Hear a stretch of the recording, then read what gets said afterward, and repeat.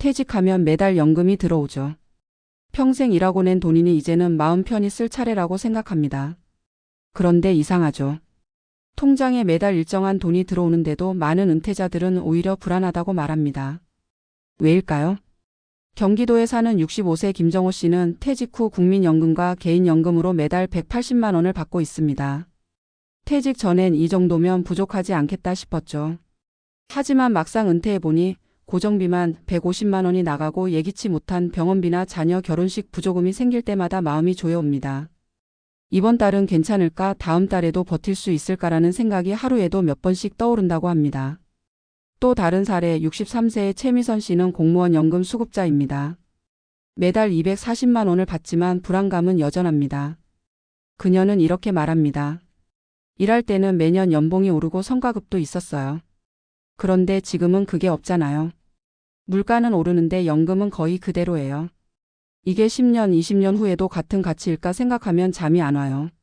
이 두 사람의 공통점은 단순히 돈이 부족해서가 아니라 돈이 멈췄기 때문에 불안을 느낀다는 겁니다.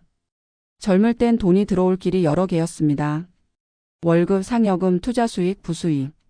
하지만 은퇴 후엔 모든 게 단 하나, 연금으로 수렴됩니다. 경제적 통제권이 줄어든 순간 인간의 마음은 불안을 느끼게 됩니다. 여기에 또 하나의 요인이 있습니다. 바로 비교입니다. 한때 함께 일하던 동료가 퇴직금으로 건물을 샀다거나 자녀가 성공해 용돈을 넉넉히 준다는 이야기를 들으면 자신의 연금은 초라하게 느껴집니다. 매달 들어오는 고정 금액이 오히려 현실의 한계를 상기시키는 장치가 되는 겁니다. 나는 이제 여기까지만 버는 사람이구나. 이 자각이 은퇴자에게 심리적 상실감을 안깁니다. 또한 연금의 구조적 한계도 있습니다. 대부분의 연금은 정액 구조라 인플레이션을 반영하지 못합니다. 2025년 현재 물가가 매년 3%씩만 올라가도 10년 뒤 연금의 실질 가치는 30% 이상 줄어듭니다. 처음엔 충분했던 금액이 시간이 지날수록 점점 작게 느껴지죠. 그 격차가 불안으로 쌓입니다. 전문가들은 이 시점에서 중요한 건 금액의 많고 적음이 아니라 돈의 흐름을 스스로 통제하고 있다는 감각이라고 말합니다. 즉, 연금 외에도 자신이 만들어낸 작은 수입원이 있거나 지출을 스스로 조정할 수 있다는 확신이 있으면 불안감은 현저히 줄어듭니다. 예를 들어 주 12회 파트타임 일을 하거나 온라인으로 작은 판매를 이어가는 사람들 또는 배당금이나 임대 수익이 조금이라도 있는 사람들은 심리적 안정도가 높습니다. 심리학적으로도 이건 통제감, 컨트롤 센스와 깊은 관련이 있습니다. 퇴직 후 가장 큰 변화는 내가 결정하던 일들이 줄어드는 것입니다. 직장에서, 사회에서, 심지어 가족 안에서도 역할이 줄어들면서 돈마저 내가 통제하지 못하는 영역으로 느껴질 때 불안은 극대화됩니다. 그래서 연금이 안정적일수록 아이러니하게도 그 안정이 불안으로 변하기도 하는 겁니다. 여기에 사회적 요인도 큽니다. 연금 수령 후 사람들은 자주 외로움을 호소합니다. 일할 땐 피곤해도 누군가와 대화했어요.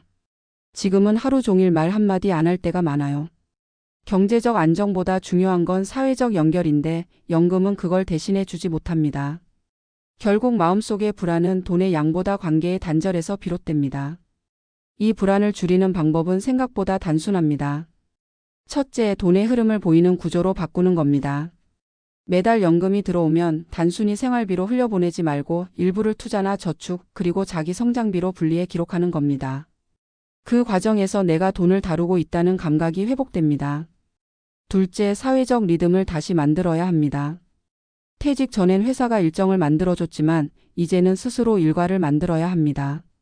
정해진 시간에 산책, 봉사활동, 취미 모임 또는 독서나 글쓰기처럼 나를 움직이는 루틴을 가지면 연금의 고정성이 불안이 아니라 안정으로 전환됩니다. 셋째, 자신에게 질문해 보세요. 나는 돈으로부터 무엇을 얻고 싶은가? 단순히 생존인가 아니면 존엄인가? 이 질문의 답이 명확해질수록 연금이 주는 심리적 무게는 줄어듭니다. 은퇴 후의 불안은 연금이 적어서가 아닙니다. 그것이 멈춘 세계처럼 느껴지기 때문입니다. 돈이 들어오지만 더 이상 커지지 않고 세상과의 연결도 줄어들었을 때 사람은 심리적으로 갇힙니다. 그래서 연금 생활의 진짜 핵심은 얼마를 받느냐가 아니라 그 돈으로 어떤 삶을 설계하느냐입니다. 마지막으로 이런 말을 드리고 싶습니다. 퇴직 후 불안을 완전히 없앨 수는 없습니다. 하지만 그 불안은 새 출발의 신호이기도 합니다. 연금이 들어오는 삶은 끝이 아니라 인생 이막의 기반입니다. 돈이 아니라 의미를 다시 설계할 때 비로소 연금은 마음의 평화로 변합니다. 매달 들어오는 돈보다 더 중요한 건 그 돈으로 만들어가는 하루의 방향입니다. 퇴직 후 매달 꼬박꼬박 들어오는 연금, 그것은 분명 수십 년간의 노동이 만들어낸 결실이다. 젊은 시절부터 노후엔 연금이 있으니 걱정 없다는 말을 믿으며 살아왔고 실제로도 많은 이들이 퇴직 후 첫 연금이 들어오는 날을 기대한다. 그러나 막상 연금을 받기 시작한 뒤 느끼는 감정은 생각보다 복잡하다. 통장에 일정한 돈이 들어오는데도 마음 한켠이 허전하고 불안하다. 그 불안은 단순히 금액의 많고 적음에서 비롯된 것이 아니라 삶의 구조가 근본적으로 바뀌었음을 실감하는 순간에 생긴다. 매달 고정적으로 들어오는 돈은 분명 안정의 상징인데 왜 그 안정이 불안으로 변할까? 서울 성북구에 사는 62세 박모 씨는 퇴직 후 국민연금과 개인연금을 합쳐 매달 210만 원을 받는다.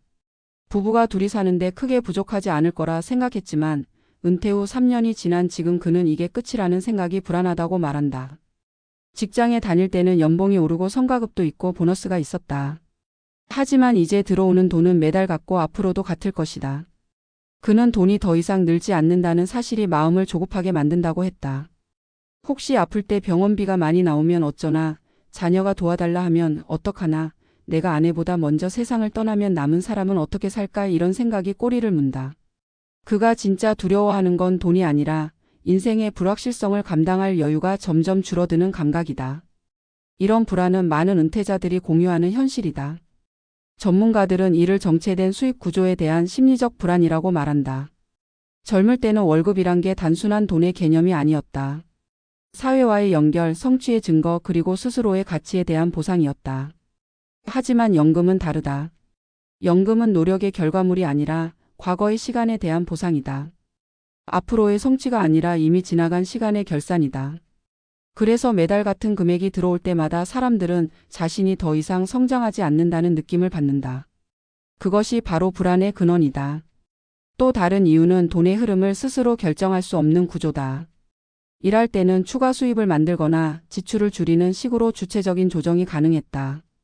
하지만 연금은 제도적 틀 안에서 정해진 금액이기 때문에 스스로 조정할 수 없다. 이때 생기는 무력감이 불안을 자극한다. 경제적 통제력이 줄어든 상황에서 사람은 심리적으로 위축된다. 특히 남성 은퇴자들 중 많은 이들이 직장 생활 동안 가장의 책임감으로 경제를 지탱해온 경우 수입이 통제 불가능한 구조로 변하면 자존감이 급격히 떨어진다. 아내는 연금이면 충분하다고 말하지만 본인은 점점 작아지는 존재처럼 느껴진다. 여기에 물가 상승이 불안을 더욱 자극한다.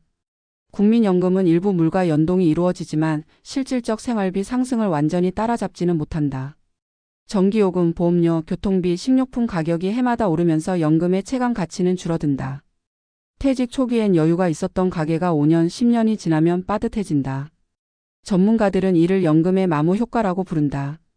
금액이 줄어든 건 아니지만 돈이 가진 효용이 점점 닳아 없어지는 것이다. 이 때문에 많은 은퇴자들이 처음엔 괜찮았는데 요즘은 모자란 느낌이 든다고 말한다. 그러나 불안의 근본적인 정체는 재정보다 심리에 있다. 사람은 돈을 잃었을 때보다 돈을 잃을지도 모른다는 생각에 더 큰 스트레스를 받는다. 심리학에서 이를 예기불안이라고 부른다. 즉 실제 위험보다 예상되는 위험이 더 큰 불안을 만든다. 연금 생활자에게 이 불안은 일상적으로 찾아온다. 건강이 나빠질 수도 있고 자녀의 상황이 달라질 수도 있으며 세금 정책이 바뀔 수도 있다. 이런 불확실성이 마음을 잠식한다. 결국 매달 들어오는 돈보다 미래에 사라질지도 모른다는 생각이 마음을 흔든다. 하지만 이 불안은 결코 부정적인 신호만은 아니다. 전문가들은 이 시기의 불안을 적응기적 혼란으로 본다. 인생의 리듬이 급격히 바뀌는 시기이기 때문에 불안은 자연스럽다. 오히려 불안을 잘 다루는 사람이 은퇴 이후 삶을 더 건강하게 설계한다. 예를 들어 어떤 사람은 이 불안을 계기로 새로운 재정 구조를 만든다. 연금 외에도 작은 배당이나 부업, 월세 수입 등을 만들어 돈이 움직인다는 감각을 되살린다. 또 다른 사람은 지출을 체계적으로 관리해 매달 고정비를 줄인다. 이렇게 스스로의 경제를 조정하는 과정은 단순히 돈의 문제가 아니라 삶의 주도권을 되찾는 행위다. 이 시기에 또 다른 해법은 사회적 관계망의 회복이다. 연금은 생활비를 해결하지만 마음의 공백까지 채워주지 못한다. 많은 은퇴자들이 느끼는 불안은 사실 경제적 단절이 아니라 사회적 단절에서 비롯된다. 직장에서 사람들과 만나고 목표를 공유하며 성취를 나누던 구조가 사라지면 인간은 불안해진다. 그래서 연금을 안정적으로 받는 사람조차도 마음이 허전한 이유는 쓸 돈은 있지만 함께할 사람이 없다는 데 있다. 따라서 봉사활동, 취미 모임, 지역 커뮤니티 등에서 새로운 소속감을 찾는 것이 필요하다. 이런 관계적 안정이 생기면 경제적 불안도 완화된다. 더 근본적인 해결책은 돈의 의미를 다시 정의하는 것이다. 퇴직 전까지 돈은 생존의 수단이자 사회적 위치의 상징이었다. 그러나 퇴직 후의 돈은 인생을 이어주는 도구다. 과거엔 돈을 벌기 위해 시간을 썼다면 이제는 돈이 시간을 지탱해주는 역할을 한다. 이 전환을 받아들이는 사람은 연금의 고정성을 안정으로 느끼지만 받아들이지 못한 사람은 같은 상황을 억압으로 느낀다. 따라서 은퇴 후 연금 생활의 핵심은 돈의 주도권을 되찾는 데 있다. 이는 금액의 많고 적음과 상관없이 자신의 돈을 스스로 설계하는 감각을 회복하는 것이다. 매달 들어오는 연금 일부를 투자하거나 저축하고 혹은 자기 개발에 사용하는 것만으로도 사람의 심리는 달라진다. 내가 이 돈을 움직이고 있다는 감각은 곧 삶의 에너지를 회복시키는 출발점이 된다. 결국 퇴직 후 연금이 주는 불안은 인간이 살아있다는 증거다. 아직도 뭔가를 이루고 싶고 더 나은 내일을 꿈꾸고 미래를 설계하려는 의지의 표현이다. 이 불안을 억누를 필요는 없다. 대신 그것을 삶의 원동력으로 전환하는 지혜가 필요하다. 매달 일정한 돈이 들어오는 인생은 멈춘 것이 아니라 새롭게 조율할 기회다. 그 돈으로 일상을 재구성하고 관계를 회복하고 자신을 다시 만들어가는 과정 속에서 불안은 점차 의미로 바뀐다. 연금은 당신이 과거에 쌓아온 신뢰의 결실이다. 그러나 그 신뢰는 현재의 당신이 어떻게 사용하는가에 따라 다시 생명력을 얻는다. 결국 돈은 안정이 아니라 선택의 문제다. 매달 들어오는 연금이 두렵다면 그건 아직 당신이 새로운 선택을 시작하지 않았기 때문이다. 불안은 방향을 잃은 에너지다. 그 에너지를 다시 삶으로 돌리는 순간 연금은 단순한 생활비가 아니라 두 번째 인생의 연료가 된다. 결국 퇴직 후의 진짜 평화는 돈의 크기에서 오는 게 아니다. 마음이 주인이 되는 순간 그 불안은 잦아든다. 그리고 그때 비로소 우리는 깨닫게 된다. 연금은 끝이 아니라 다시 살아가는 법을 배우게 하는 시작이었다는 것을.